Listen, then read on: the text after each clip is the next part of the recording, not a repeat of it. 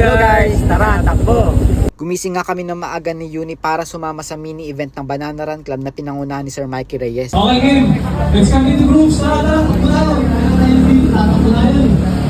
come into groups. Time pass, 8, 7, and 6. Teka, pwede ba namang mawala ang warm-up at stretching? Ito ang isa sa mahalagang parte ng bawat running session.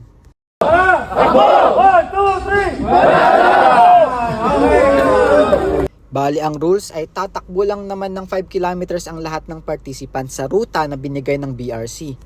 Grabe, kung titingnan mo parang fun run na talaga sa dami ng sumama.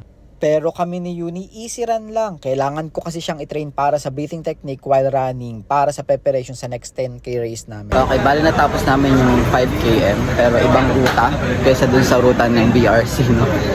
Okay, ito yun. Yan. Yan yung sa amin. Yeah, free banana. For your 5K. Bukod sa pa-free banana ng BRC, may free ice cream and donut from Nomo Cafe pa para sa mga nakapag-register online. Salamat BRC, till next run. Okay, tapos na, pauwi na tayo ngayon. First time namin sumama sa isang running community. Saan kasi may effect yung tipong marami kayo tapos makakasabay ka sa mga yun. So ayun lang, hanggang sa susunod na takbo. Bye!